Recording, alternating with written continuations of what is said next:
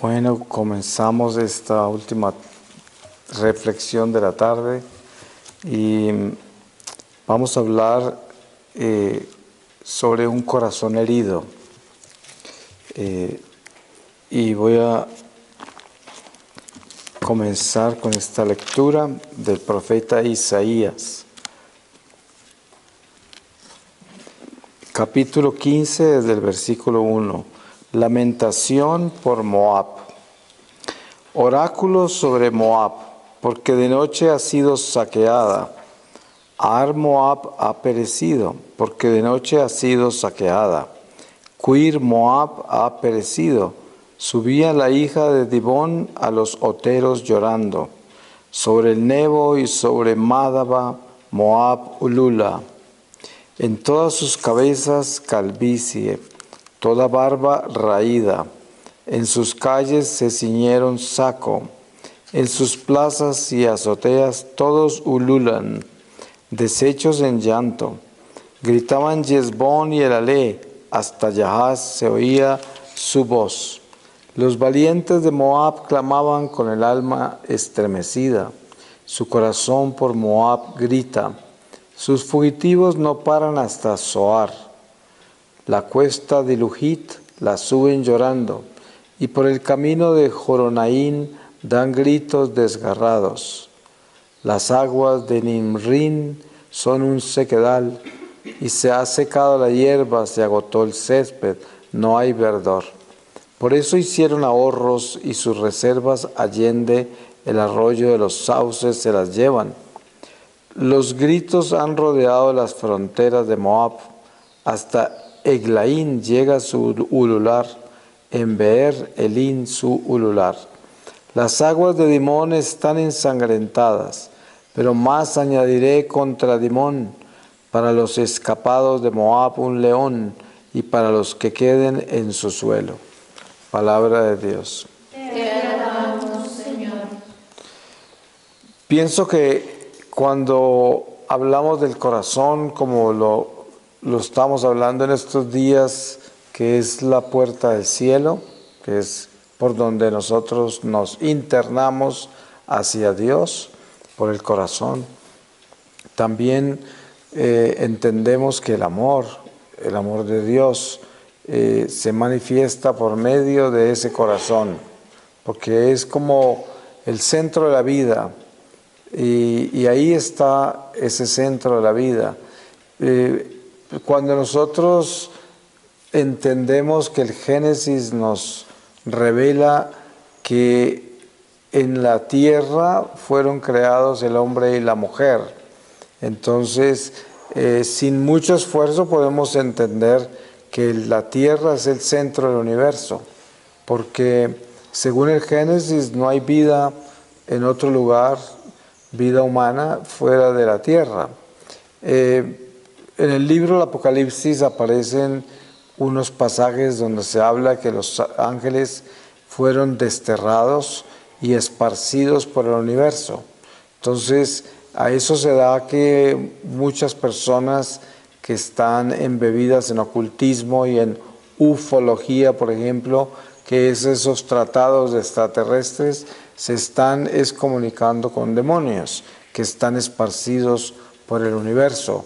Y los demonios se aseguran de manifestarse en muchas formas, porque los espíritus pueden en un momento dado aparecer de diferentes formas, tomar formas temporales, ilusorias, ¿no? Pero de lo que nos revela la palabra, la tierra aparece como ese centro de ese universo tan inmenso. Pero des en cuenta que el corazón también es un órgano pequeño, pero es el que genera la sangre y circula toda esa sangre para un cuerpo entero. Entonces, tendría sentido también que a pesar de que, por ejemplo, el cerebro es tan pequeño, sin embargo, gobierna todo el cuerpo y el corazón es el que le da la sangre, que es la vida. Así de que no es nada extraordinariamente extraño de que la Tierra sea el centro del universo y donde está el único lugar donde está la vida humana. y el único lugar donde ha venido Dios mismo de todo su universo es este lugar. Así como cuando vamos a la Judea, a la Tierra Santa, nos damos cuenta que en la Judea, que es un pedazo de tierra no muy grande, ha sucedido toda la historia sagrada. Ahí aparece Adán y Eva, ahí también mueren, ahí aparecen todos los profetas de antaño, ahí ocurre todo en ese lugar, aparece Jesús, así se va Jesús, todo ocurre y va a llegar ahí también, regresa ahí, según la palabra, y es un pedazo pequeñísimo. Entonces podríamos decir que la Judea es el centro de la tierra, que ahí se genera toda la fuerza, es como el corazón, es el corazón espiritual de la tierra, la Judea, porque es lo que Dios escogió como tal, ¿no? Y por eso el diablo la detesta en esa forma tan increíble, porque ahí no hay paz. Y sabemos que tanto el Islam como el judaísmo viven según la ley de Moisés y no se perdonan. Es diente por diente, ojo por ojo. Ahí no habrá paz hasta que el Mesías regrese. Por eso están constantemente en estos conflictos. Se acaba un conflicto, comienza otro. Eso es constante. Desde que se cayó el templo, desde el año 60 y pico que el templo fue destruido por los romanos, desde entonces no hay paz allí y no ha habido en 2000 años, en todo el Medio Oriente. Entonces, teniendo una conciencia clara de lo que es el centro del amor, el corazón, ese corazón de la tierra que diríamos que es la Judea, está herido. Está herido porque la furia del demonio lo tiene herido a golpes. Porque miren, Jesús caminó el Calvario a golpes, a piedra, a escupetazos, a maldiciones, todo lo que hicieron con él mientras caminaba a la cruz. Y todos sabemos que los prisioneros de ese Calvario eran los demonios, no era el Señor, aunque para el mundo era Jesús. Pero él llevaba a todos esos espíritus prisioneros encadenados hacia la cruz para derrotarlos para siempre. Entonces, ese corazón herido es señal de guerra, de batalla, y al mismo tiempo es señal de compromiso, porque el corazón herido está en batalla, está entregado, es un corazón que está sangrando. Ustedes cuando ven el misterio de la transverberación, se da cuenta que ese misterio quiere decir que el ángel atraviesa el corazón con una espada que es el amor de Dios. Está herido por el amor de Dios. Eso es la herida que San Juan de la Cruz habla también sobre: hiéreme con ese amor, Señor. Quiero morirme de esa herida. Quiero que esa herida sangre siempre. Y cuando el Señor nos llama y el Señor nos acoge, como en el caso particular de ustedes como religiosas consagradas, el Señor les ha traspasado el corazón con la espada de su amor y ustedes quedan sangrando, están heridas con el amor de Dios. Ahora, esa es una herida, la única herida que no se busca sanar. Por el contrario, es una herida que queremos que sangre, porque queremos estar heridos por el amor de Dios. Y un corazón que no está herido por el amor de Dios es un corazón que no tiene vida. Y por eso no podemos tratar de evitar que el corazón sangre. Y esa sangre, ese sangrar del corazón, ¿cómo se manifiesta en nuestra vida? Se manifiesta a través del sufrimiento, porque cuesta mucho vivir el dolor del amor de Dios en nuestro corazón. Es un dolor profundo, es un sacrificio enorme, es una mortificación permanente, es abandonarse completamente, olvidarse de uno mismo, y por eso es una herida, porque eso cuesta sangre, eso es algo que exige un esfuerzo sobrenatural. El ser humano naturalmente no podría abandonarse a la herida del amor de Dios. En algunos pasajes de la vida del Padre Pío se ve algo que yo me imagino que San Francisco de Asís debió vivir en alguna forma, pero no conocemos esa parte de su historia con relación a los estigmas. Cuando el Padre Pío recibe los estigmas la primera vez, viene corriendo donde su director espiritual y le llora y le dice que no quiere eso, que él no puede con eso, que bueno, y los estigmas se le van por un tiempo, ¿no? Pero le vuelven. Él se asusta mucho con eso y le duele mucho y no quiere vivir ese dolor, no quiere llevar ese corazón herido, esa herida tan grande que es vivir a Jesús en esa forma. Y nos damos cuenta que no es fácil acomodarse a una herida del corazón, la herida del amor de Dios. No es fácil porque, pues, un herido, la palabra lo dice, un herido es un herido y el herido está en dolor. Y eso es lo que produce cuando leemos sobre la historia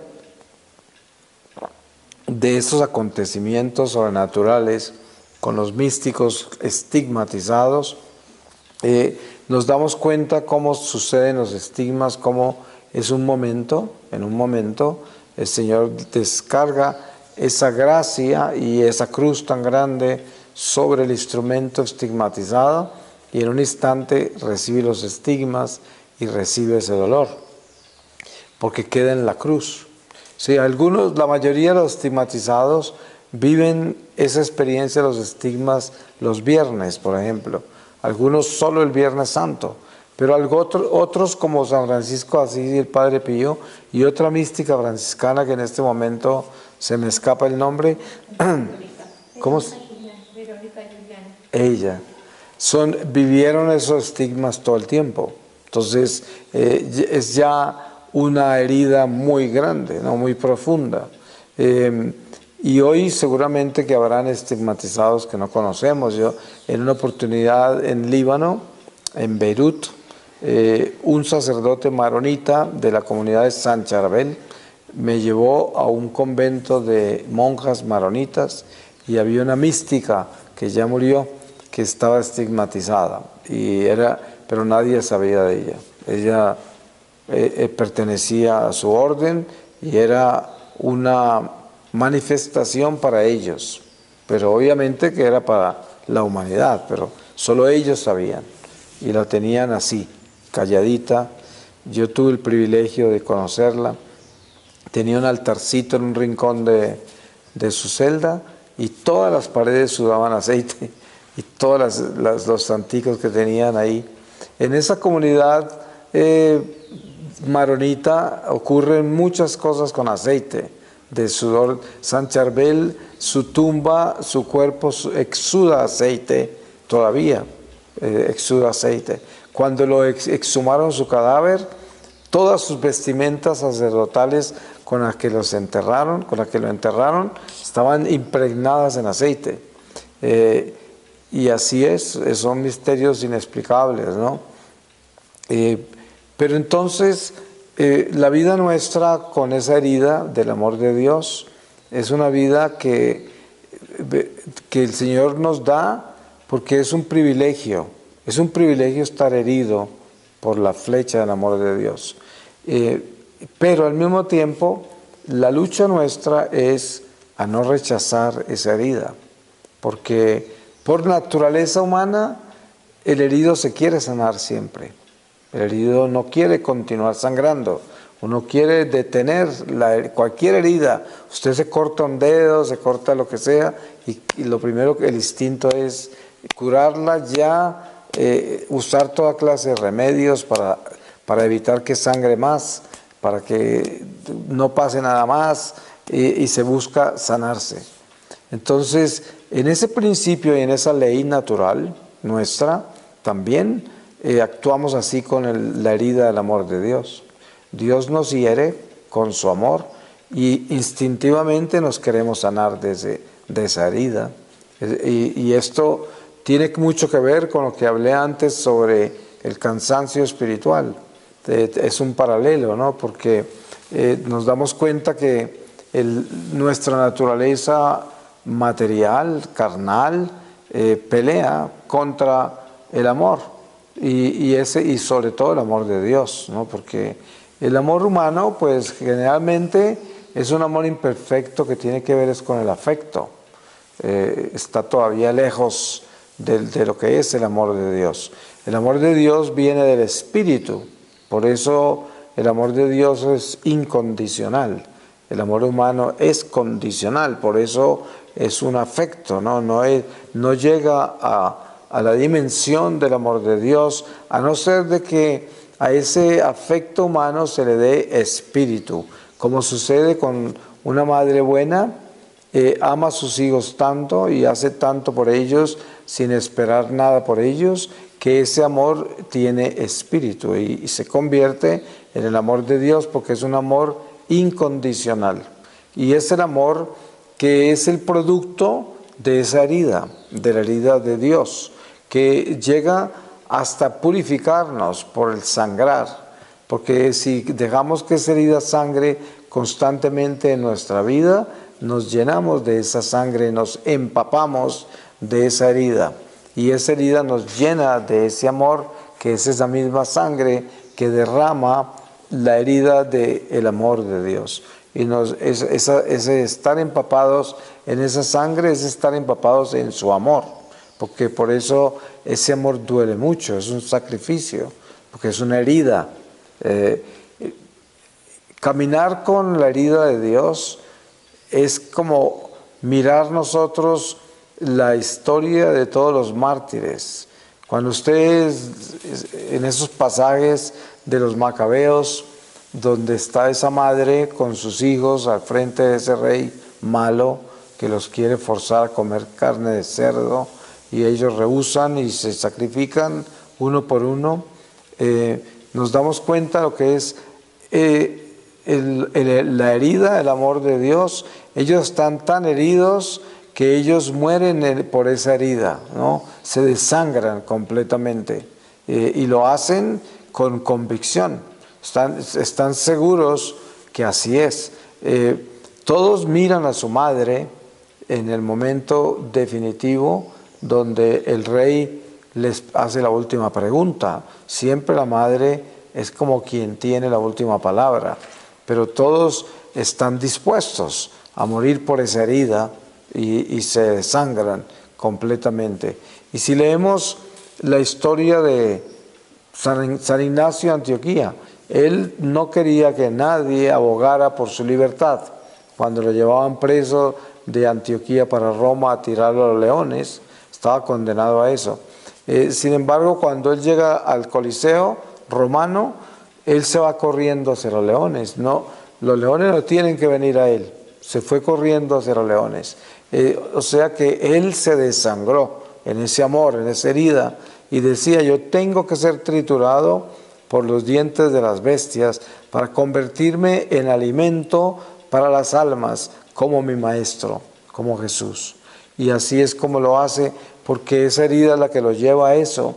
Él se desangró completamente en el amor de Dios, y ese dolor lo vivió entregándose a Él. San Pablo se despide igual y dice: ya estoy listo, como hablábamos esta mañana, ya me voy. Igual él se va a ese sacrificio, y sabemos que al cortarle su cabeza salta 3 veces en el suelo, y hay 3 fuentes en Roma. De cada vez que la cabeza tocó el suelo salió una fuente de agua. Ahí están las 3 fuentes en esa iglesia de Roma, y son el misterio de ese herido que no buscó sanarse, sino que murió de esa herida. Y esa herida tan importante, porque en algunos pasajes que yo he leído por ahí de padres del desierto, hablan de cuánto quisieran los que no conocen a Dios, pero que son buenos, tener una herida en el corazón como la que él tiene. Hablaba alguien así, y yo no entendía mucho en ese momento, Ahora lo entiendo qué quería decir, porque todas esas personas que viven la vida terrenal y no conocen a Dios durante esta vida, no lo conocen como nosotros lo conocemos, porque hay muchas personas que siendo paganas y gente que no conoce a Dios, sin embargo le obedecen y lo aman sin conocerlo, porque son buenos y esos tienen la salvación también, pero no llevan la herida como la llevamos nosotros, porque en el momento del bautismo quedamos traspasados, en el momento del bautismo, y a medida que vamos creciendo dentro del misterio de la iglesia, esa herida se va transformando y esa herida se convierte en una fuente, es una fuente de gracias, de bendiciones, de santificación y purificación para el instrumento herido y de bendición para todos los que reciben los beneficios del herido, porque caminando con esta herida producimos salud. Traemos salud al alma y al cuerpo de la humanidad. Es increíble que los enfermeros de la vida natural normalmente son gente saludable y deben estar sanos para hacer un buen trabajo, ¿no? Seguramente una enfermera enferma no la reciben en el hospital. Debe ser alguien que tenga buena salud. Pero miren que los enfermeros del alma, todos estamos heridos. Somos sangrantes, estamos heridos y somos los enfermeros. Entonces es algo muy digno de comparar la diferencia entre la enfermedad natural y la enfermedad del espíritu, que es el pecado. Entonces los enfermeros del alma están traspasados el corazón por el amor de Dios y caminan con esa salud en medio de ese sangrar, porque esa sangre que se derrama de esa herida es la salud, porque es Dios. Y estas cosas y este lenguaje, con toda seguridad, no es algo sencillo de entender para la gente común, y incluso para muchos cristianos, porque el cristiano común de hoy evita el sufrimiento, evita el sacrificio. Ya hablábamos de eso en otra reflexión esta semana, sobre cómo en la iglesia hoy se encuentra tan débil, tan desnutrida, tan mundanizada, que gran parte del clero y de la vida religiosa no quiere saber nada del ayuno, del sacrificio, de la mortificación, del pecado, del infierno, ni siquiera del purgatorio, sino de la misericordia y de todo lo que no nos cueste, porque Dios nos ama. Miren que la razón por la cual todas estas sectas cristianas son tan populares es porque ellos no hablan sino de esa misericordia de Dios, y el Señor ya pagó por todos nosotros, aleluya. Todos gritan aleluya, porque todos quieren solo eso. No hay que hacer nada, no hay que sacrificarse con nada. Los cristianos de las sectas, por esa razón no quieren ver un crucifijo, porque ellos quieren ver al resucitado. La crucifixión no debe presentarse ya ocurrió. Entonces, ¿por qué razón vamos a tener alguna relación con la cruz? Y des en cuenta que eso es simplemente un evitar el dolor, evitar el sufrimiento, evitar el sacrificio, evitar el morir a sí mismo. El hombre de hoy no entiende eso, no lo quiere entender, no le interesa, porque quiere estar cómodo, quiere prosperidad, salud, oportunidades en la vida, quiere que todo le salga bien. Y cualquier cosa que le salga mal, inmediatamente lo considera como un castigo, una maldición. Alguien le hizo brujería, quién sabe. Viven exorcizándose porque piensan que están salados o quién sabe qué. Y resulta que es simplemente un espíritu de pereza, un espíritu de vagancia, que no quieren sacrificarse, no tienen absolutamente ningún sentido del amor y por eso no quieren sufrir.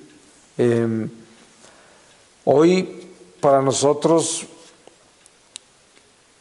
nos cuesta muchísimo entender ¿por qué razón la vida espiritual está tan pesada? Yo no sé, yo estoy seguro que ustedes se dan cuenta que, y por todo lo que les cuentan seguramente, de lo difícil que son las vocaciones hoy. Hoy no hay vocaciones, son muy escasas. ¿Por qué razón? La mayoría de las familias no quieren aportar sus hijos a la iglesia, las familias católicas. Yo he tenido experiencias en mi comunidad así, de que un joven quiso irse de misionero y hay escándalo con los padres, hay problema, porque entonces ya terminamos siendo nosotros como una secta que se está robando a los jóvenes. Y lo mismo sucede con cualquier vocación hoy a la vida religiosa, sacerdotal. Los padres se incomodan y se ofenden. Hay excepciones de padres buenos que educan a sus hijos y es un honor para ellos y una dicha que un hijo tenga vocación o una hija, pero no es común, no tenemos vocaciones. Es un mundo materialista, mundanizado, que no produce hijos para la iglesia, porque las familias no están heridas con el amor de Dios. Y los que están heridos se la quieren curar la herida, no quieren sangrar de ese amor. Y por eso no tienen el valor de sacrificar nada, y mucho menos los hijos. Entonces, esto trae una desnutrición espiritual tan grande que por eso el diablo está tan gordo. Sí, ustedes saben que los demonios hoy andan por ahí con sobrepeso, porque tienen mucha comida, están gordísimos. Sí, Satanás nunca había estado tan gordo, por eso hay que ponerlo en dieta, ¿no? Porque es la única forma en que podemos defendernos de él, de hacerlo aguantar hambre. Pero es que en el mundo en que vivimos hoy es difícil poner a Satanás en dieta, porque todos le están tirando cosas, todos lo están alimentando. El aborto es uno de sus más grandes alimentos, con esos que más se han engordado. Las guerras y todas las divisiones que hay entre la gente, la falta del amor de Dios, eso es lo que alimenta al diablo. Entonces, todo lo que él quiere es que nosotros no estemos heridos. Él nos quiere sanar. Por eso, ¿cómo pervierte la iglesia?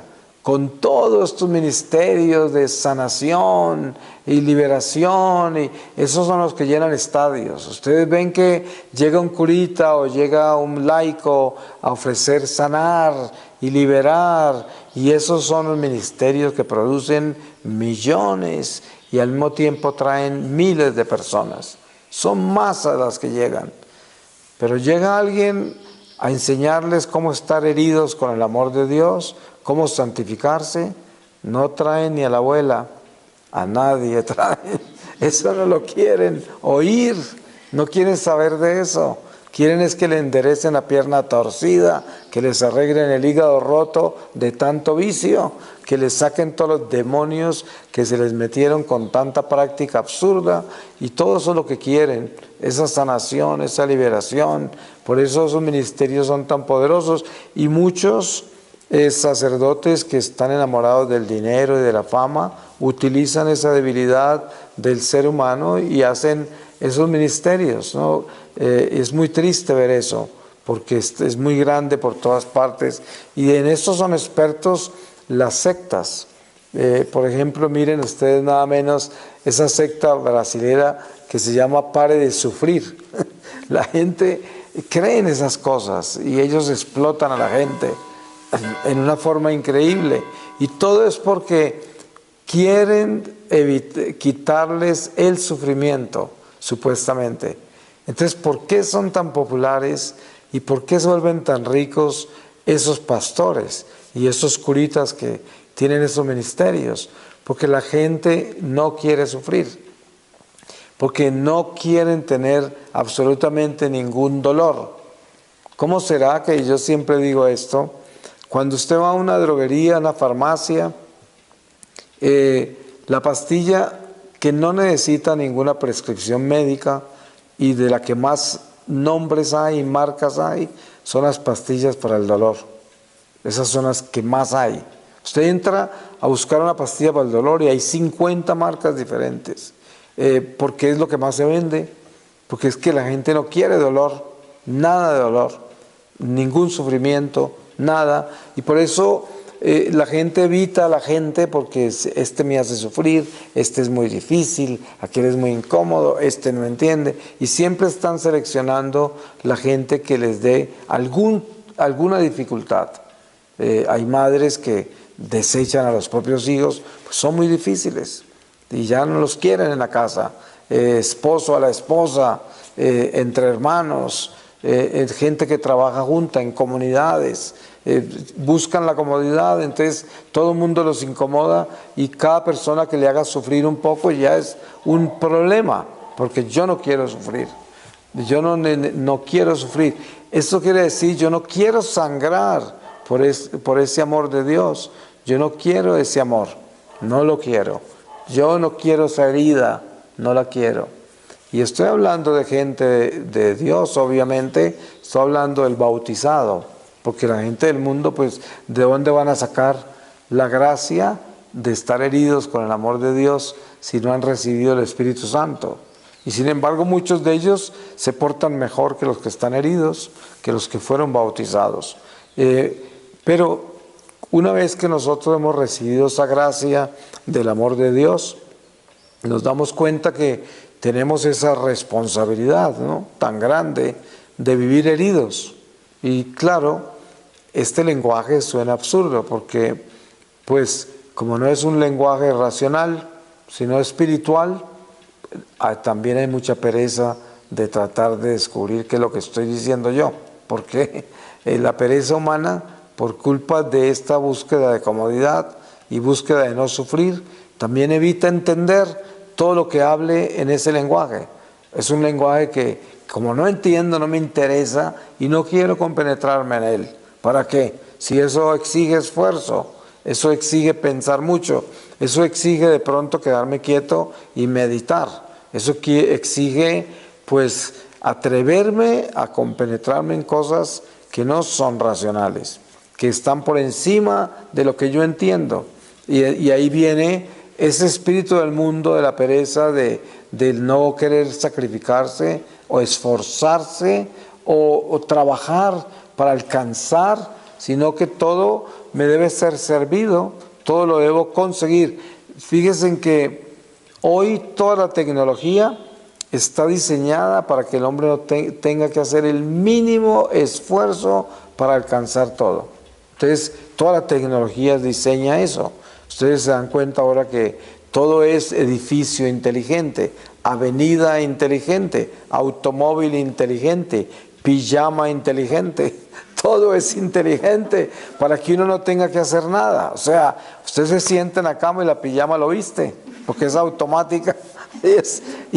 Y entran a la casa y con el celular manejan la estufa, la nevera. Desde su automóvil usted puede mirar su nevera y darse cuenta que le falta. Y por el celular puede ordenarle al mercado todo lo que le falta en la nevera y cuando llega a su casa ya el mercado está en la puerta de la casa.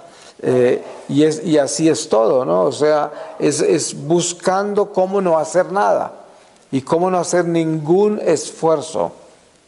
¿Ustedes quién cree que está detrás de todo esto? Porque en sí la inteligencia no la dio Dios y todo este desarrollo lo permite Dios. Pero el problema es que al final, de pronto, lo que inventamos y lo que desarrollamos termina trabajando contra nosotros cuando parece que está a favor. Porque esas comodidades se supone que son un avance, un progreso y que nos está dando la oportunidad de utilizar ese tiempo en otras cosas más importantes. Supuestamente eso es la meta de estas invenciones. Pero lo que estamos encontrando en esta civilización es una masa de gente perezosa. Los hijos, los niños de hoy son unos perezosos la mayoría. No quieren hacer nada, no se sacrifican, protestan por todo. Lo que usted les pide, a ellos les ofende cuando les pide hacer algo, porque son una civilización totalmente parásita, ¿no? Y esto es el resultado de esta civilización. Y por eso hay tanto vicio, por eso hay tanta inmoralidad, porque el hombre cuando no tiene que hacer ningún esfuerzo se vuelve ocioso. El ocio viene de la vagancia, del no estar ocupado, del no hacer nada. Entonces, esta civilización inteligente lo que produce es gente bruta. Es absurdo, pero eso es lo que sucede. Ustedes se dan cuenta en todos estos brotes que hay en nuestras sociedades hoy, de huelgas, protestas, todo esto que sucede, y uno se pregunta, ¿esta gente qué piensa? ¿Esto por qué llegan a esto, a este vandalismo, a todo? No, el problema de eso es que no piensan y por eso actúan como animales, porque ni siquiera hacen el esfuerzo de pensar. Eso es. Entonces, en eso podemos apreciar nosotros ese amor de Dios, esa herida.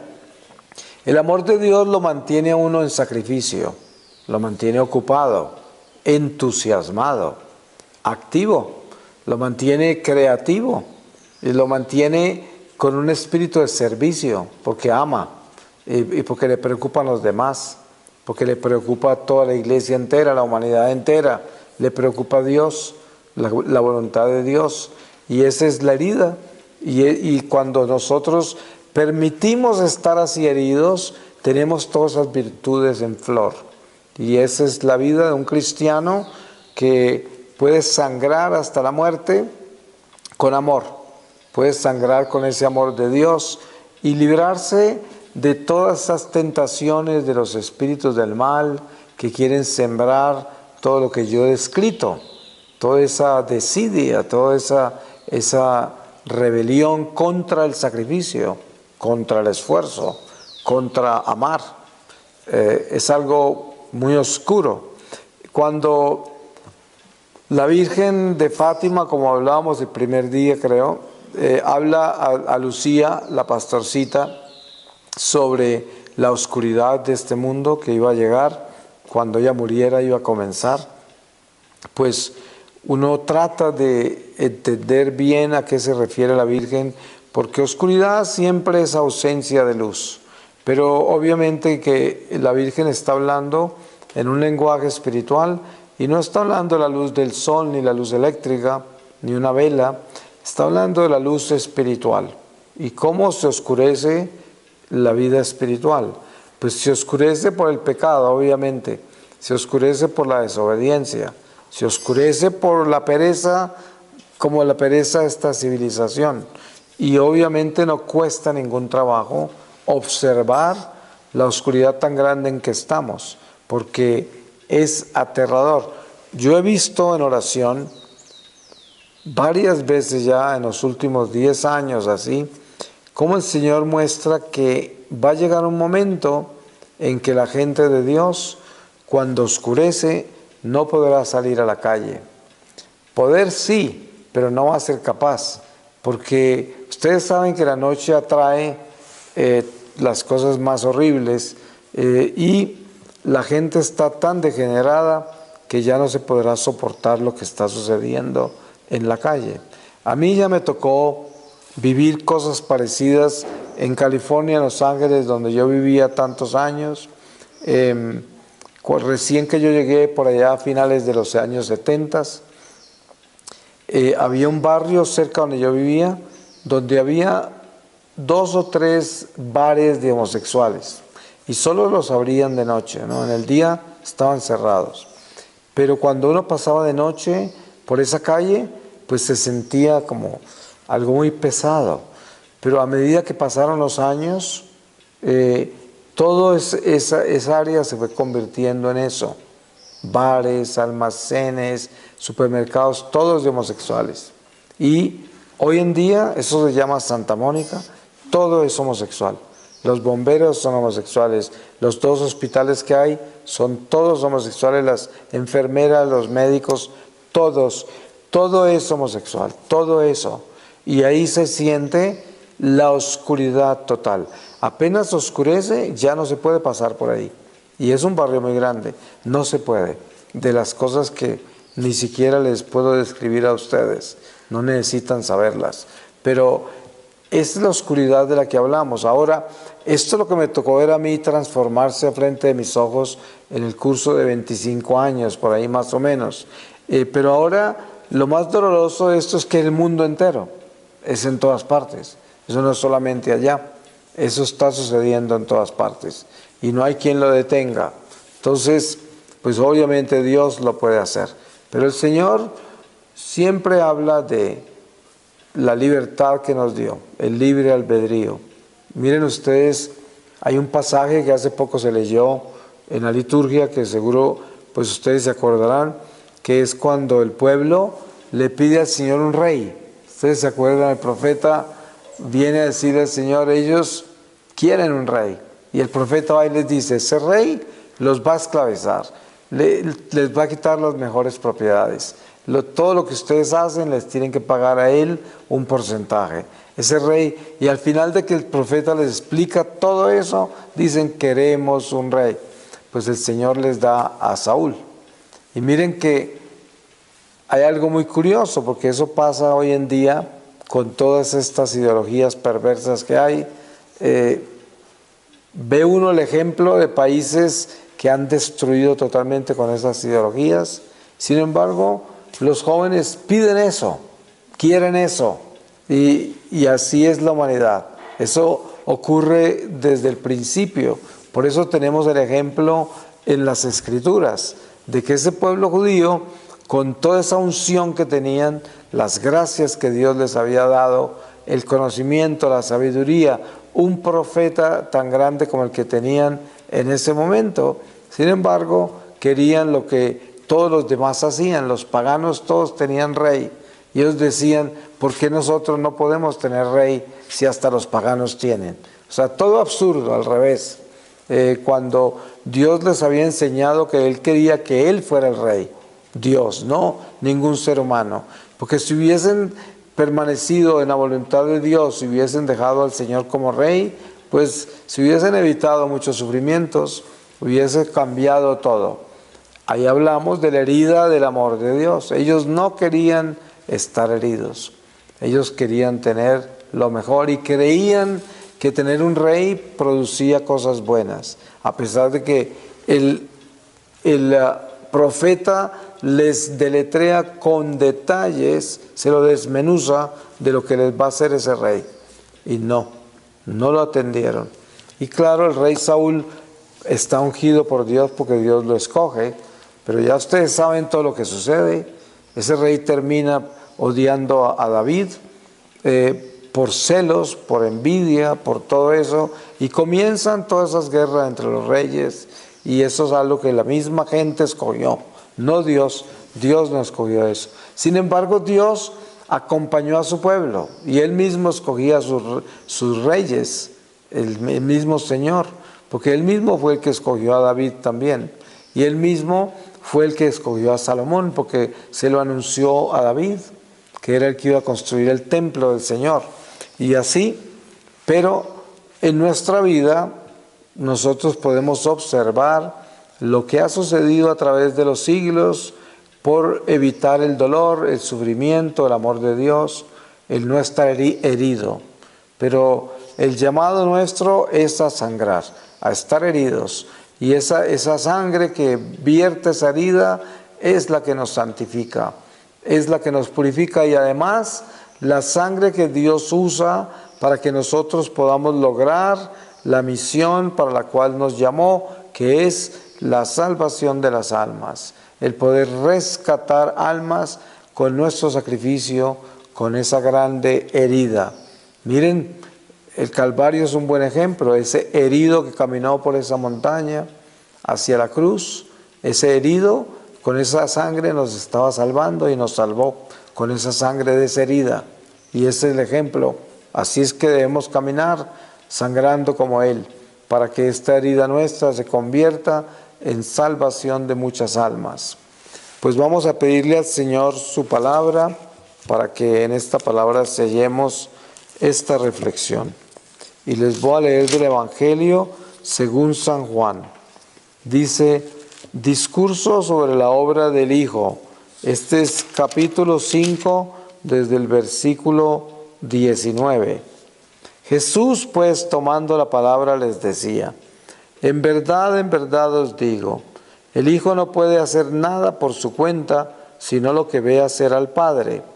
Lo que hace Él, eso también lo hace igualmente el Hijo, porque el Padre quiere al Hijo y le muestra todo lo que Él hace, y le mostrará obras aún mayores que estas para que os asombréis. Porque como el Padre resucita a los muertos y les da la vida, así también el Hijo da la vida a los que quiere. Porque el Padre no juzga a nadie, sino que todo juicio lo ha entregado al Hijo, para que todos honren al Hijo como honran al Padre.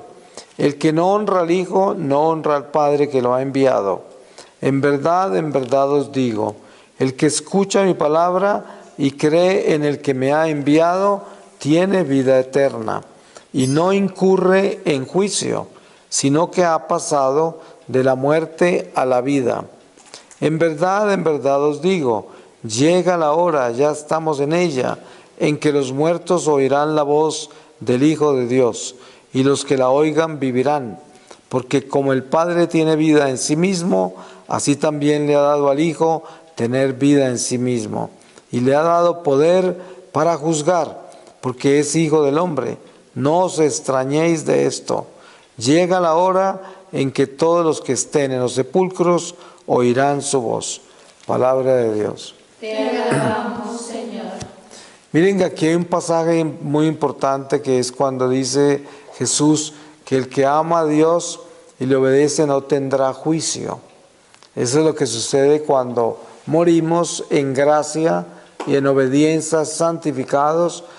Cuando nos encontramos con Jesús, entramos derecho por esa luz que es el Señor hacia su gloria. No tendremos juicio, porque el único que tiene juicio es el que tiene cuentas pendientes. El que no tiene cuentas pendientes no tendrá juicio. Amén.